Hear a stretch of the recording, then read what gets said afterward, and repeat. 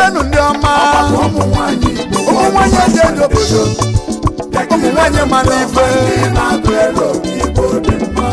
Dị na-atụ elo Igbo dị mma Ọgbakọ Umunwanyi Worldwide Foundation Odo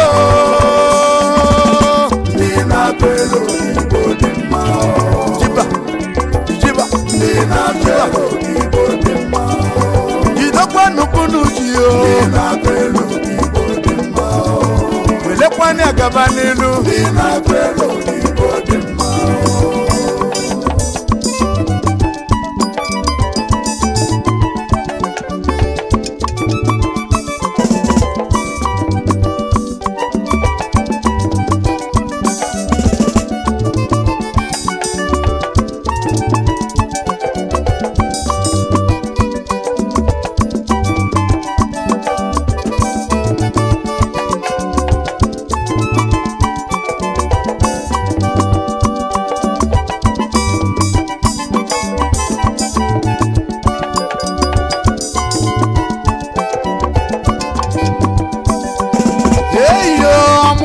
Nwaanyị anya zụ onye ofuma zụọ nwaanyị ofuma ụmụ Igbo na nwaanyị bụ ife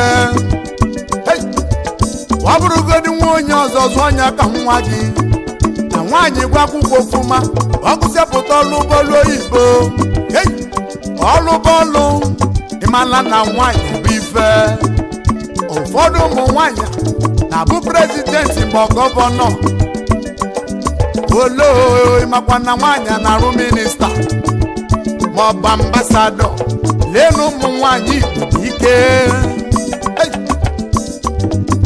ọgbakọ ụmụ nwaanyị Igbo Worldwide Foundation ha bụ ndị nne metela egwu onye si n'anya mara na ụmụ nwaanyị Igbo bụ asamma asampete intelligent and wise. They are so industrious. Umunwanyi Igbo bụ ife abịa na mma. They are so classified in beauty. Olo Umunwanyi Igbo bụ number one. Kalisia ibe niile ji nwaanyị mee. They are into entrepreneurship, so hard working by nature. And on into sports and fashion and designing. They are so disciplined and law-abiding. Wherever they go, they stand out to 1,000,000 stars. Hey! Umunwanyi Igbo na-amụke ka mpụ n'ọnwa. Ụfọdụ na-acha ka anyanwụ ụtụtụ, ụfọdụ na-eti ka ọnwa n'abalị. Eyo, ebe ọ bụ na ịkụnyere nwaanyị Igbo n'ọbụ ikwulele. In all walks of life, Umunwanyi Igbo bụ ife.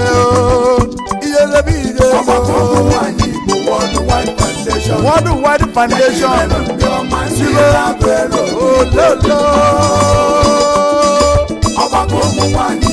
Ndị na-atụ elu Kalị Igbo dị mma. Gatakwanụ n'ilu ọgbakọ Umunwanyi Igbo. Ụnụ na-atụ elu Kalị Igbo mama maka ya dohayo Chukwu dubunu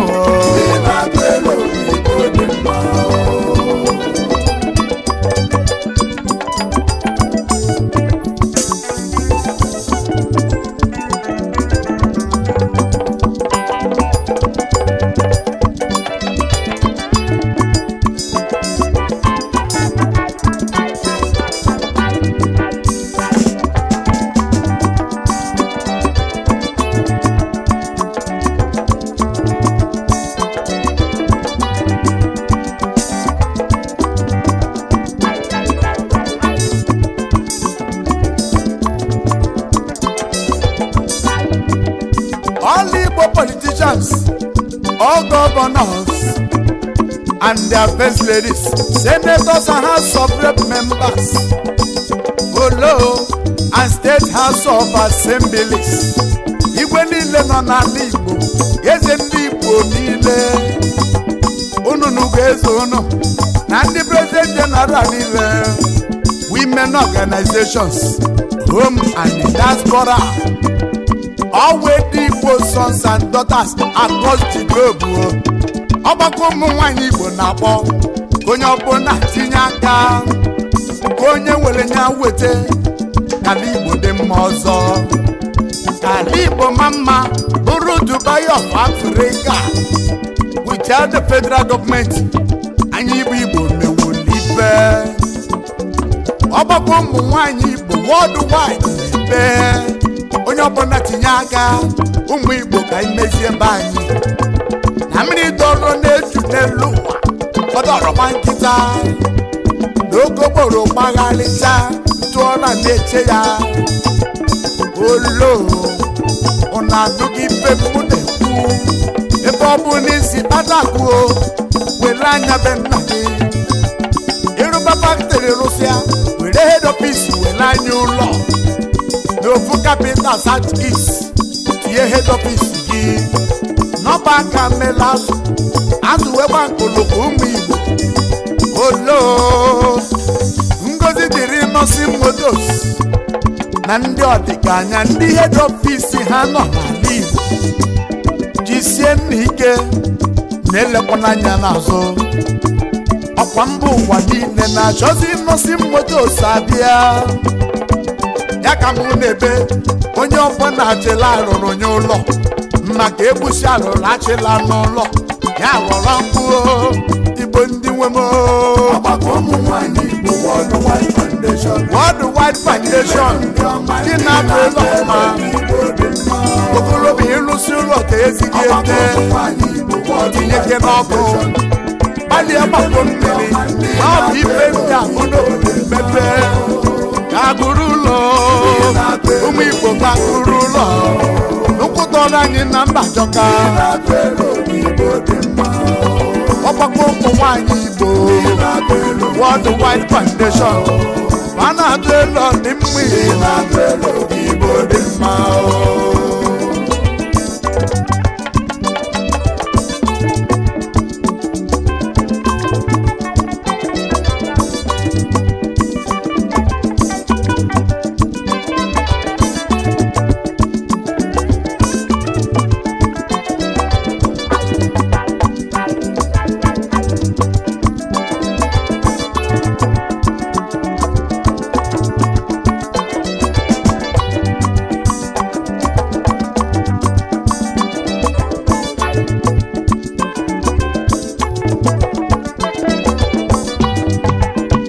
Ọkwa mmadụ si be lọ na abụọ ụbọchị amụrụ dike na mba ụbọchị ahụ ka mụrụ ibe ya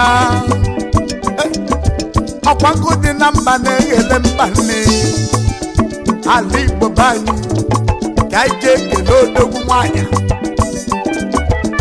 president and the founder Ogbako Umunwanyi Igbo Worldwide Foundation onye ka mụ na-ekwu okpotokpa dị ite na nsa ada mụrụ n'obi ada mụrụ n'oke obodo na Imo steeti malụkwa anya n'Imo steeti amụrụ n'ụlọ n'ụlọ ezigbo omume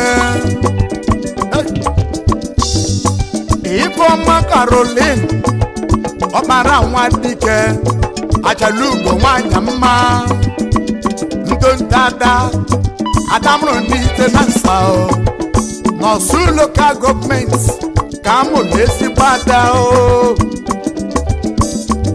na nya bụ founder and president Ogbako Umunwanyi Igbo Worldwide Foundation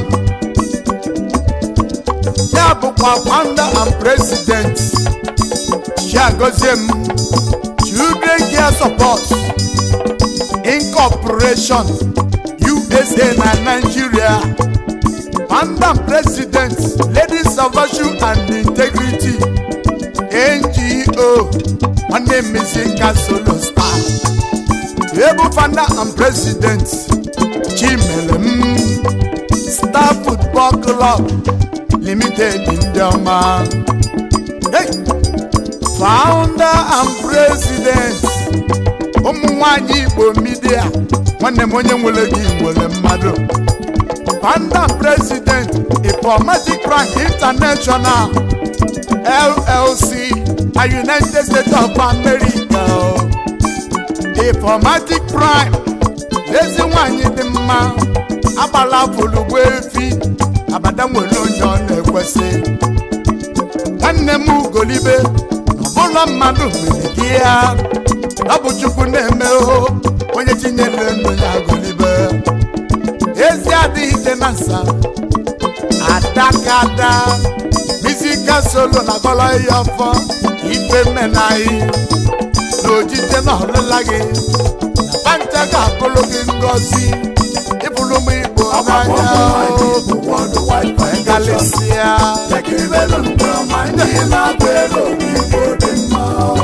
Ọgbakọ ụmụnwaanyị Igbo Worldwide Foundation. Elenu ndị na-atụ elu dị mma. Ọgbakọ ụmụnwaanyị Igbo ibe a na-arụ n'ala Igbo eliga. With their resources,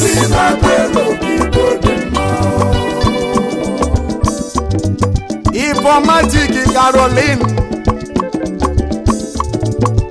ọkpara nwa dike ọ sị m bụrụ egwu jebe obodo nne m ụlọ ya ite na nsa na AIA Osu local government mụ kelee ndị na-edozi obodo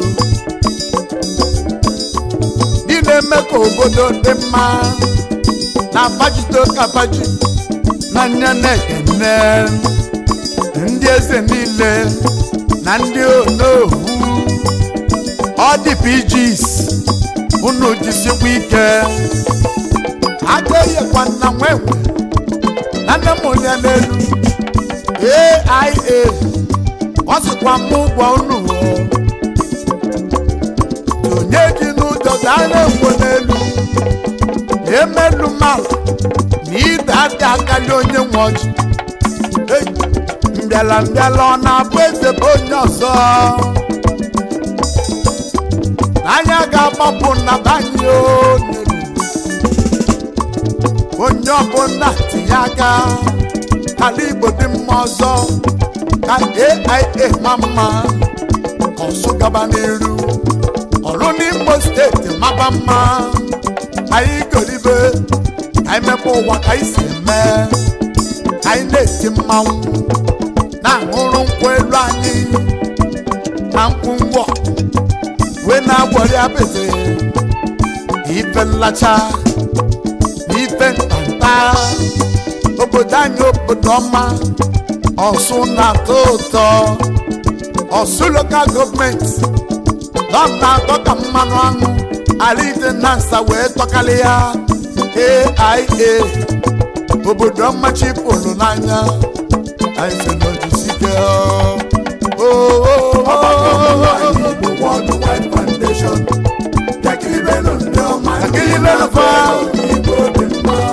Ụmụnwaanyị nwere uche na nghọta na bana egodozi obodo befa ba na-agbasi mbọ ike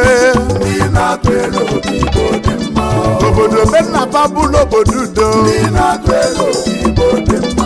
na-atụ elu oge ife dị mma yala Igbo magalịa ndị na-atụ elu oge Igbo dị mma n'isi kesola si m n'ojisi ike na onye nlaba larụle n'ike adịghị agwụrụ anya na mma ụlọ bụ ụlọ no place like home anyị ọ ga-agbasisi wee gbasịa n'obodo anyị ya n'obodo ndị ọzọ wele nyamelebe obibi achị anya ekwena Chukwu ekwena mgbere gbaa ji ọgbakọ ụmụnwaanyị Igbo Worldwide Foundation isie n'ike Chukwu olisa bụ nnụ mma ịmakwa n'ala Igbo dị so blessed ụmụ Igbo niile beautiful and intelligent onye bụ iwe ndị ilo olo